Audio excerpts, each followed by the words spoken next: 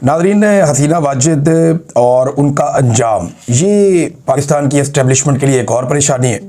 और पाकिस्तान के अंदर मीडिया को एक मरतबा फिर से हुक्म दिया गया है कि इसके ऊपर आपने ज़्यादा डिस्कशन नहीं करनी, क्योंकि जब आप इन चीज़ों के ऊपर बात करते हैं तो फिर पाकिस्तान में अवामी रद्द-ए-अमल को तक़वियत मिलती है, या लोगों को ये लगता है कि वो भी पाकिस्तान में ये कर सकते हैं। तो हसीना वाजिद का जो अंजाम हुआ, या जिस तरीके से उनकी वहाँ पे हुकूमत ख़त्म हुई, उन्हें अपना मुल्क छोड़कर बांग्लादेश भागना पड़ा, उसके बाद उनको सज़ाए मौत हो गई अगले चंद महीनों में। और अभी हसीना वाजिद वहाँ पे है तो नहीं बांग्लादेश में, लेकिन अब ये कहा जा रहा है कि जल्दी पकड़ के उन्हें लाया जाए और लाकर फांसी की सज़ा दी जाए। ऐसे लोगों को फांसी होती नहीं है, इन्हें असाइलम मिल जाते हैं। दुनिया के बड़े ताकतवर मुल्क इन्हें अपने कंट्रोल में रख लेते हैं और वक्त आने पर इन्हें इस्तेमाल किया जाता है। बहरहाल बांग्लादेश के अवाम जो है मुबारकबाद के मुस्तहिक हैं। उन्होंने एक बड़े जालिम रजीम का खात्मा किया है और पाकिस्तानी हुक्मरान इस बात से डरे हुए हैं कि अगर हसीना वाजिद वाला अंजाम उनका हो गया तो क्या होगा। और इसी डर की वजह से फौरी तौर पे पाकिस्तान के मीडिया को ये अहकाम दिए गए कि आपने ज़्यादा इस मामले को डिस्कस नहीं करना, इसकी गहराइयों के अंदर आपने नहीं उतरना, वरना पाकिस्तानियों को एक नई उम्मीद लग जाएगी कि पाकिस्तान में भी फांसियां हो सकती हैं, तख्ते उल्टे जा सकते हैं, पाकिस्तान में भी जो है वो जालिमों की पकड़ हो सकती। लेकिन हुआ क्या था, बांग्लादेश के अंदर गोली चला दी थी सरकार ने, पुलिस ने और फौज ने गोली चला दी थी, जैसे पुलिस ने और फौज ने पाकिस्तान में बार बार गोली चलाई। तो बांग्लादेश की जो वजारत दाखिला या जो पुलिस चीफ है, ये सब लोग पकड़ में आ गए और बाद में वादा माफ गवाह भी बने इनमें से लोग। और तमाम लोगों ने गवाहियां दी। उन्होंने बताया, डॉक्टर्स ने बताया जी कि हमने लोगों के जिस्मों में से गोलियां निकाली, हमने पोस्टमार्टम किया, फलां फलां तारीख को इतने इतने मरीज आए, इन हालात को हमने देखा, डॉक्टर्स ने बताया, एनी शाहिदीन ने बताया, जो लोग रेस्क्यू करके अस्पतालों में लेकर गए उन्होंने बताया। फिर जो पुलिस वाले हैं वो खुद वादा माफ गवाह बन गए। तो गोलियां चलाने वाले फंस गए और ऑर्डर देने वाली हसीना वाजिद को सजाए मौत सुना दी गई। अब ये खौफ जो है पाकिस्तान में भी जाता है। मरियम नवाज का जो हालिया एक स्टेटमेंट है, आप उसको इसके साथ मिलाकर पढ़ेंगे तो आपको समझ आएगी कि इनके दिमाग में क्या चल रहा है। बरतानिया में खड़ी होकर मरियम नवाज ये कहती हैं कि मैं हल्फन कहती हूं कि मैंने या नवाज शरीफ ने किसी से इंतकाम नहीं लिया। अब जो गुज़िश्ता 3.5-4 साल से इन्होंने पाकिस्तान की मिलिट्री एस्टेब्लिशमेंट के साथ मिलकर किया, वो क्या था। वैसे ये लोग तो ना 3 में ना 13 में इनकी औकात ही नहीं है किसी से इंतकाम लेने की या बदला लेने की। तो मिलिट्री एस्टेब्लिशमेंट है जो इनके साथ मिल गई है। जर्नैल अगर नवाज शरीफ का हाथ ना थामे तो नवाज शरीफ की तो टके की औकात नहीं है इस वक्त। नवाज शरीफ तो पाकिस्तान में एक SHO से नहीं लड़ सकता अब, जो हालात हो गए हैं। तो ये पाकिस्तान की जो फौजी एस्टेब्लिशमेंट है उसके पास सारी ताकत है, आसिम मुनीर के पास, उनके किचन कैबिनेट के पास, ये लोग पावर एंजॉय कर रहे हैं। मोहसिन नकवी की ताकत नवाज शरीफ की ताकत से कई गुना ज्यादा है आज के दौर में। तो अब इन्हें फिक्र पड़ गई है कि जनाब ये जो हसीना वाजिद के साथ हो गया, या जो एक अवाम के अंदर शऊर आ गया है, जो हर तरफ रोला पड़ा हुआ, अभी मैं यूरोप से होकर आया हूं भाई, लोगों के सेंटीमेंट्स ऐसे खौफनाक है मैं आपको बता नहीं सकता। जो लोग हमें मिलते हैं वो भड़के हुए हैं, जो लोग हमें सड़कों पे मिलते हैं, बाजारों में मिलते हैं, वो बहुत गुस्से में है। वो ये कहते हैं पाकिस्तान का मजाक बनाकर रख दिया एस्टेब्लिशमेंट ने, और वो इन सारे सियासतदानों को उनका सहूलतकार समझते हैं, इनको बराबर का कसूरवार समझते हैं। हमने वहाँ, मैं गया जर्मनी में, वहाँ 1-2 दोस्त हैं, कुछ लोग हैं, उन्होंने प्रोग्राम्स किए हुए थे। उसके बाद कोपनहेगन में, और फिर एक बहुत बड़ा प्रोग्राम बार्सिलोना में हुआ। मैं जितने लोग वहाँ तशरीफ़ लाए उनका शुक्रिया अदा करना चाहता हूँ। बहुत सारे लोग वो अंदर नहीं आ पाए क्योंकि वो सारा हॉल भर गया था, लोग कुर्सियों पर छोड़कर सीढ़ियों पर बैठे हुए थे। और जितने वहाँ मुकर्रीन थे उन सब ने दबाकर बात की मिलिट्री एस्टेब्लिशमेंट के खिलाफ, दबाकर। सब ने जर्नैलों की ज्यादतियों के खिलाफ आवाज़ उठाई। सब ने आवाज़ उठाई कि बड़ा जुल्म किया गया पाकिस्तान के अंदर, लगातार जुल्म किया गया। और तमाम लोगों ने मौजूदा हुक्मरानों के खिलाफ तहरीक चलाने पर जोर दिया।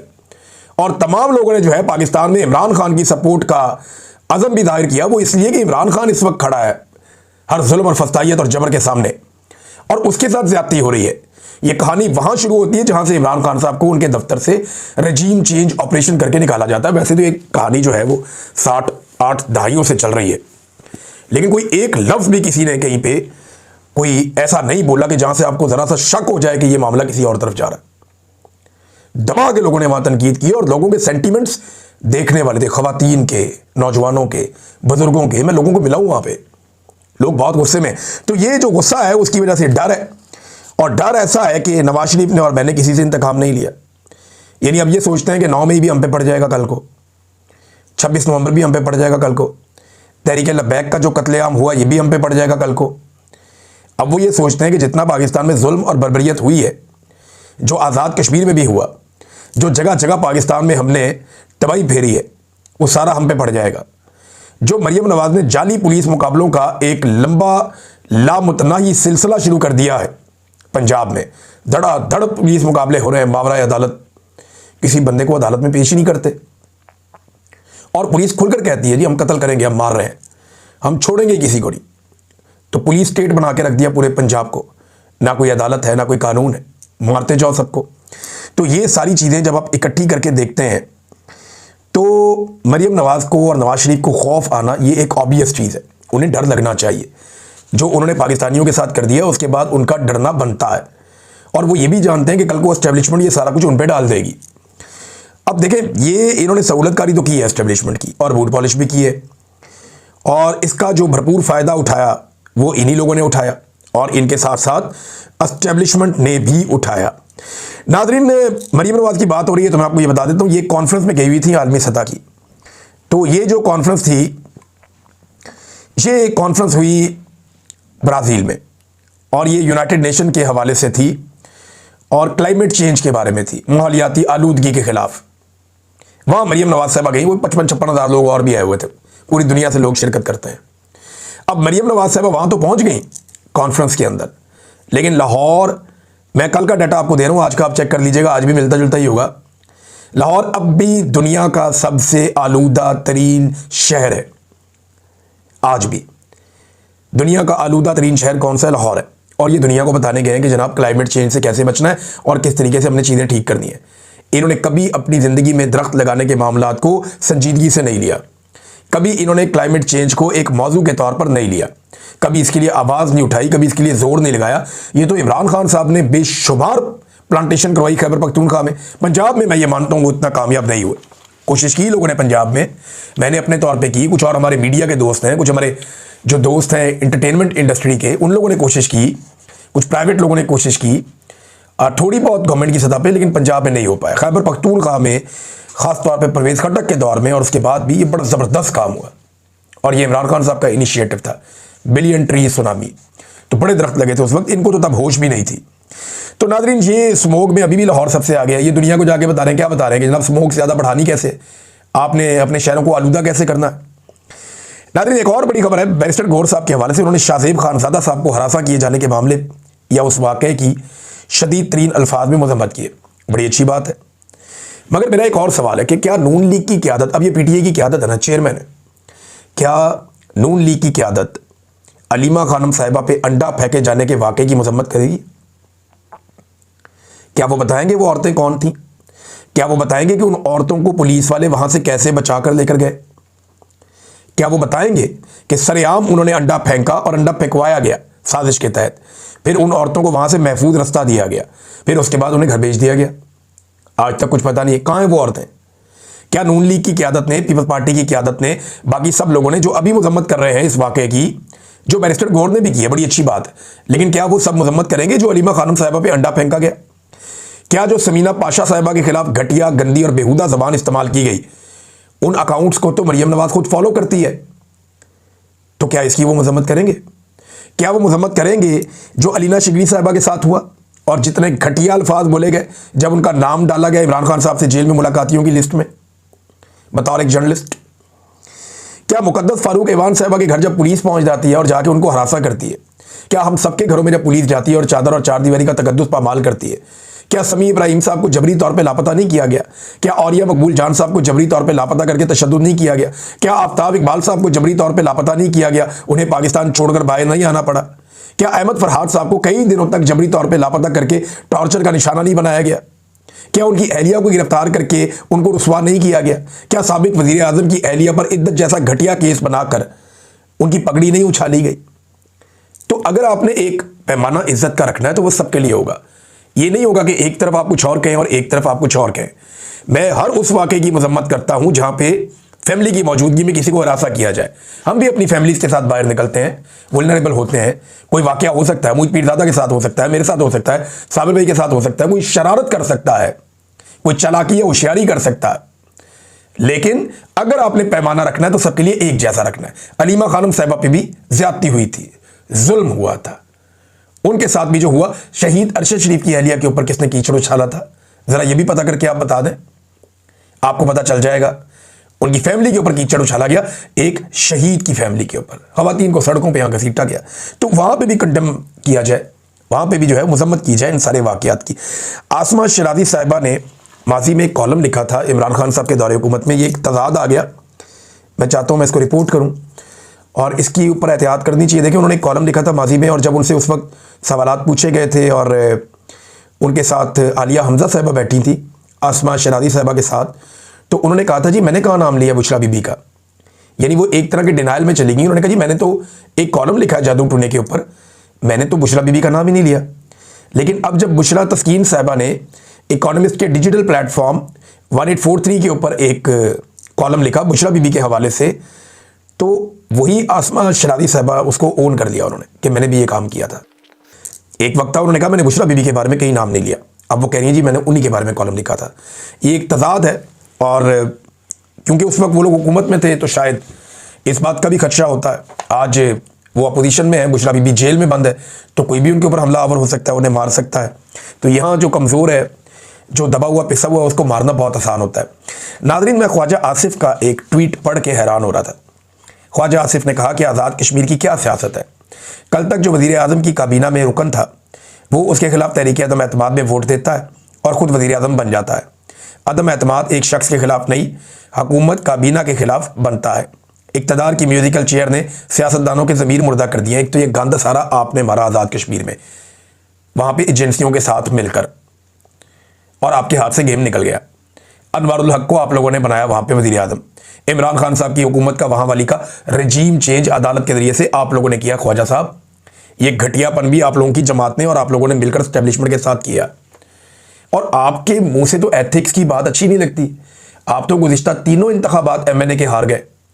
एक दफ़ा आप उस्मान डार से हार गए, दोबारा फिर आप उससे हार गए, तीसरी दफ़ा आप उसकी वालदा से इलेक्शन हार गए, और तीनों मरतबा आपने, एक मरतबा जनरल बाजुआ से आपने खुद बताया कि आपने व्हाट्सएप पे बात की जनरल बाजुआ से, और बात करने के बाद आपने सीट ली। इस मरतबा पाकिस्तान का सारा मीडिया गवाह है कि आप बुरी तरह इलेक्शन एक बड़े मार्जिन से हार गए थे। 99% रिजल्ट आ गया था, लेकिन भी जनरल आसिम मुनीर साहब की इंतजामिया ने आपको फॉर्म 47 जारी करवा दिया, और आप एस्टेब्लिशमेंट की मदद से एक मरतबा फिर डील करते हुए इक्तदार में आ गए। तो ख्वाजा साहब, ये आपकी टोटल कहानी है। आप कैसे एथिक्स की बात कर सकते हैं? एक खातून पर तशद्दुद करवा के, उसके बच्चों को बार बार अगवा करवा के, गिरफ्तार करवा के, पूरे खानदान को जलील और रुसवा करके, हजारों कारकुनों को जेलों में डालकर, फिर भी आप इलेक्शन हारने के बावजूद जाली फॉर्म 47 लेकर आए। आपके मुंह से जेब नहीं देती ये बात। या तो आप कहते ना, नवाज शरीफ साहब भी कहते कि मैं इलेक्शन हार गया हूं, मैं अब बाहर बैठूंगा, लेकिन आपको इक़्तिदार में आने का भी शौक था। नाज़रीन, पब्लिक अकाउंट्स कमेटी में एक इंकशाफ हुआ, वो ये है, और ये सरकारी इंकशाफ है। इंकशाफ ये है कि शुगर माफिया हाल ही में मजीद 200 अरब रुपए का कौम को चूना लगा चुका है। ये अभी हाल ही में, और अभी मजीद चूना वो लगा रहे हैं किसानों को। गन्ना नहीं खरीद रहे, रोका हुआ है, गन्ने का वजन कम हो रहा है, क्रशिंग सीजन को आगे लेकर जा रहे हैं। 15 नवंबर तक शुरू हो जाना चाहिए था, लेकिन नहीं कर रहे। क्रशिंग सीजन को आगे लेकर जा रहे हैं, जानबूझकर उसको आगे बढ़ा रहे हैं ताकि किसान का नुकसान हो, और किसान को पेमेंट तो ये वैसे भी नहीं करते। तो एक शुगर माफिया जो है उसकी मौजें लगी हुई है। और जब सवाल करते हैं शुगर माफिया कौन है, नून लीग, पीपल्स पार्टी, एस्टेब्लिशमेंट, ये पॉलिटिकल पार्टी ज्यादा शुगर माफिया को कंट्रोल करती हैं। और किसी के पास क्या होगा, ज्यादा यही लोग हैं। और इनके बड़े बड़े खानदानों के पास, नरदाई फैमिली के पास, शरीफ फैमिली के पास, इनके पास शुगर मिले, और ये धड़ाधड़, ये पूरे साल में 1.5-2 माह काम करते हैं, पूरा साल पैसा कमाते हैं, और इतना पैसा कमाते हैं कि इनका पैसा पूरा साल अंडे और बच्चे देता है। इतना ये पैसा कमाते हैं। तो ये जब दिल करता है कौम को 100, 200, 400 करोड़ का, बल्कि इतने अरब का, 100, 200, 400 अरब का जब दिल करता है कौम को, ये चूना लगा देते हैं। नादरीन, एक और खबर है, इंडिया और पाकिस्तान, ये बड़े पैमाने पर, और ये खबरें अब छप रही हैं आर्मी सतह पे, इंडिया और पाकिस्तान बड़े पैमाने पर पैसा खर्च कर रहे हैं अमेरिका में, और ये लॉबिंग फर्म्स हायर कर रहे हैं। और बाज़ जगहों पे इंडिया की जानिब से किसी ने और पाकिस्तान की जानिब से एक ही फर्म को हायर करके ट्रंप से ताल्लुकात बनाने पे लगाया हुआ कि हमारे ट्रंप के साथ बेहतरीन ताल्लुकात होने चाहिए। इंडिया और पाकिस्तान की टसल की वजह से अमेरिका में लॉबिंग फर्म्स का धंधा ठीक चल रहा है और उनकी मौजें लगी हुई हैं। अब वहाँ पे डोनाल्ड ट्रंप को कंट्रोल करने के लिए या उसकी नज़रों में अच्छा बनने के लिए ये पैसा खर्च कर रहे हैं। अब एक रिपोर्ट आई है, फर्स्ट पोस्ट उसमें दावा किया गया कि पाकिस्तान ने 3 गुना पैसा खर्च किया इंडिया के मुकाबले में वॉशिंगटन में लॉबिंग करने के लिए। अंदाज़ा करें, कौम का पैसा है, आम पाकिस्तानियों का पैसा है। ये सिर्फ इसलिए कि आसिम मुनीर और शहबाज शरीफ साहब का चेहरा डोनाल्ड ट्रंप को भा जाए, पसंद आ जाए, तो इसलिए ये क्या कर रहे हैं, कौम का पैसा अंधाधुंध लॉबिंग के अंदर फेंक रहे हैं, झोंक रहे हैं। पैसा कौम का है और किसी को जवाब दे ये नहीं समझते, किसी के सामने अपने आप को जवाब दे नहीं समझते। और इसी चक्कर में इन्होंने अब इस तस्ने भी ले लिए हैं। और जिस तरह शहबाज शरीफ साहब ने जिस लेवल की बूट पॉलिश की, शू शाइन बॉय, उनको एक आलमी सतह पे खिताब दिया गया है, जिस तरह उन्होंने बूट पॉलिश की डोनाल्ड ट्रंप की शर्म शेख में, शहबाज शरीफ साहब ने शर्म भी नहीं आई, तो पूरी कौम को तो शर्म आई लेकिन उन्हें नहीं आई। तो उसके बाद तो किसी लॉबिंग की ज़रूरत ही नहीं है। ट्रंप तो एंजॉय कर रहा है इस सारी सूरत हाल को कि इंडिया भी पैसे खर्च कर रहा है, पाकिस्तान भी कर रहा है। और इंडिया के साथ जिस वक्त ट्रंप की जो ट्रेड डील है वो मुकम्मल हो जाएगी तो फिर आप देखिएगा सूरत हाल काफ़ी बदलेगी और बहुत सारी चीज़ें तब्दील हो जाएंगी। नाज़रीन, तहरीक लब्बैक की हवाले से खबर है और उन्होंने एक बयान जारी किया तर्जुमान ने। उन्होंने कहा कि मुल्क अजीज पाकिस्तान के अंदरूनी मामलात पर तबसरा करते हुए कहा कि नाजायज़ हुकूमत अपोजिशन लीडर पर दबाव डालने के लिए उनकी घरेलू खवातीन तक को फस्तायत का निशाना बना रही है। साद रिजवी की खवातीन और बहनों और अहलिया, उनके बारे में बताया गया, उनको गिरफ्तार कर दिया जाता है। एक जेल में कैद खवातीन की किरदार कुशी की जाती है। अब बुशरा बीबी का तस्करा कर रहे हैं। देखें, ये तहरीक लब्बैक वो जमात थी जो एस्टेब्लिशमेंट के इशारों पर खवातीन की बदतरीन तज़हीक करती थी और पाकिस्तान तहरीक इंसाफ पर हमले करती थी। एस्टेब्लिशमेंट ने इनका कत्लेआम करवाया सिर्फ इसराइल को खुश करने के लिए, अमेरिका को राज़ी करने के लिए। तो वो जो कत्लेआम हुआ उसके बाद जो तहरीक लब्बैक है उसका मौक़िफ़ तब्दील हुआ और अब वो भी हकीकत पसंदी का सामना कर रहे हैं। और अब वो भी बता रहे हैं कि जनाब जुल्म और जुल्म ही होता है, खवातीन जो है उनकी इज़्ज़त सांझी होती है। जो आप किसी और जमात के साथ कर रहे हैं हमारे साथ भी वही हो गया। तो अच्छी बात यह है कि तहरीक लब्बैक की आवाज़ें भी अब उठना शुरू हुई जुल्म के खिलाफ। लेकिन तहरीक लब्बैक के हवाले से बहुत सारे खदशात बहुत सारे लोगों के दुरुस्त भी हैं। ये बहुत इंतहा पसंदी पे चले जाते हैं, बहुत अजीबो गरीब काम करते हैं, लोगों के घरों के ऊपर उनके ऊपर अपनी ज़ाती पुलिसिंग शुरू कर देते हैं और अजीब तरीके से हर चीज़ को अपने हाथ में कंट्रोल करना चाहते हैं। ये भी बड़ी खौफनाक चीज़ है। तो इस पर भी उनको सोचना चाहिए कि अपने आप को दुरुस्त करें। अब नादरीन, साद रिजवी का या अनस रिजवी का इतने दिन गुजर गए हैं, अभी तक कोई पता नहीं चला। समझ नहीं आ रही वो गए कहाँ। उनकी फैमिली भी पुरस्कार तौर पे खामोश है। मेरी उनकी पार्टी के चंद अहम लोगों से बात हुई जो अभी तक गिरफ्तार नहीं हुए, काबू नहीं आए। और ये लोग जो हैं वो अब पंजाब में नहीं है, ये मैं आपको बता देता हूँ। उनका ये कहना है कि हमें भी नहीं पता कि साद रिजवी और अनस रिजवी कहाँ हैं और हमारा भी उनसे रब्ता नहीं हुआ। शुबा उन्हें भी यही है कि पाकिस्तान की इंटेलिजेंस एजेंसियों की कैद में है वो दोनों भाई। शुबा उनका भी यही है और बहुत मुमकिन है कि उनकी फैमिली को यह बता दिया गया हो या उनसे रब्ता करवा दिया गया हो और अभी चीज़ों के ठीक होने का शायद इंतज़ार किया जा रहा है कि बाहर मामला ठीक हो जाए, उसके बाद साद रिजवी को या अनस रिजवी को जो भी मौजूद है या जिस हालत में भी है उन्हें फिर सामने लाया जाए। लेकिन अभी तक जो है वो कोई उनका पता नहीं चल रहा। और ये बड़ी अजीब बात है कि पंजाब में सबसे ज़्यादा तीसरे नंबर पर वोट लेने वाली जमात, उसके दोनों लीडर गायब हो गए, कोई पता ही नहीं दुनिया को कि वो किधर गए। ये पाकिस्तान के अंदर इस वक्त हालात हैं। अब तक इतना ही, अपना ख्याल रखिएगा, अपने इस चैनल का भी। अल्लाह हाफ़िज़।